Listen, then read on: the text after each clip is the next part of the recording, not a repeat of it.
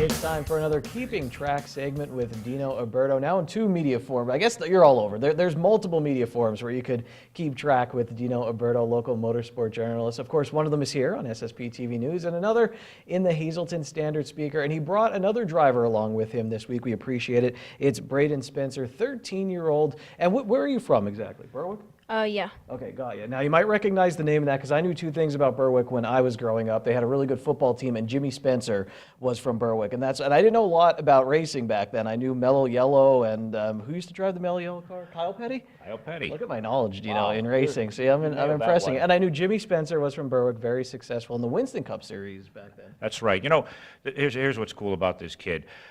He's part of a family heritage of racers, and as far as you're mentioning about Jimmy, it's not just him. It's Jimmy's brothers, his father, Ed Spencer Sr., who is the patriarch of the Spencer racing family, started locally.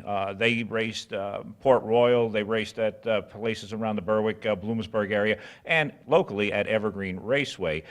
He did. His son Eddie Jr., his other brothers, his sons Eddie Sr.'s sons, Gary, Paul, Jimmy, and their grandson, his grandson, Eddie III, who is his father. And last year, Kenny, I think what was so cool about what we saw here locally is that when Braden won for the first time, and at 12 years old, two things. Becomes the youngest driver to ever win in a full-bodied stock car at Evergreen, and also the first fourth-generation driver to pull off a victory at Evergreen Raceway. And that really says something about that family and, you know, what they mean to local racing. What did you learn last year as you're competing with a bunch of older guys, women? I mean, what did you learn from last season?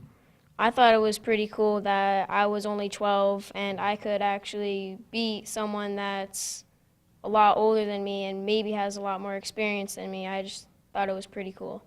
When you're getting toward that checkered flag, I mean, what's the feeling like? Do you remember what it was like? Are you excited? Are you like, what are you thinking about? Well, I'm nervous that I won't win. Like, I always like winning, but sometimes if you don't win, as long as you learn something new, it's all right. And now you have a win under your belt this season, right? We're taping this on June 2nd or June 1st. So you have a win under your belt this season already? Yes. All right. And how has it been going this season? How much of your family is involved with the car and everything? Like, is your dad helping keep the car in one piece and make sure it's running well? Yes, we own a junkyard, so we kind of have parts for it all the time. So if I like ruin a bumper or front bumper, I could always fix it, and it's usually good as new. Do you get excited like when you get to go out there in the junkyard maybe and you're like, all right, I know I need this, let's go? Or do you not enjoy that part of it? Yeah, I do, because my dad's now teaching me how to run the loader so I could easily pick up cars. That's pretty cool. Tell me about your car. What are you driving now? 4-cylinder Prelude. What he's doing now is he's really getting a lot of experience because on Saturday nights, he goes down to Mahoning Valley Speedway in Lehighton, races against a full field of cars there. Sundays, in less than 24 hours, he's up here racing at St. John's at Evergreen. And at Mahoning Valley, which is a circular quarter-mile track, he's in the top 10 in points down there, and he's the leading rookie, and he's pretty much on the verge of getting a victory down there as well. So he's learning, he's adapting. He's got so much to fall back on because his family is so behind him in this whole deal, and that's really, I think, to me, what's important for a lot of these kids coming up, because it's their families that have all that history and all that tradition. It's not just Braden as a Spencer, but so many kids, and he's in an affordable race class. As he said, he runs in the 4-cylinders or the hobby stocks, however you want to refer to it as, and it's just a great learning curve, and he's getting that experience. Every time you're on track, these young kids, it's all about laps. And, we mentioned the family a lot, but he's making a name for himself. And what are, you know a lot of people in the racing community, when you hear his name, or what are people talking about, even after that first win, and this season, as he has one win under his belt? First of all, you have to have that respect for the other driver that's out there.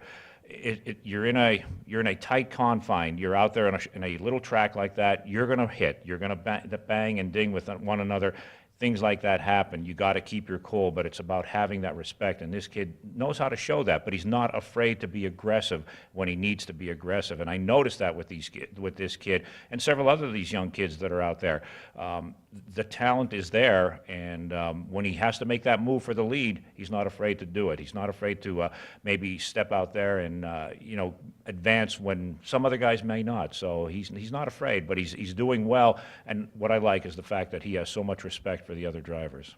And Braden, what are you working on now this season? What did you maybe see and think, okay, this is something I could work on this season or learn from? What are you kind of working on?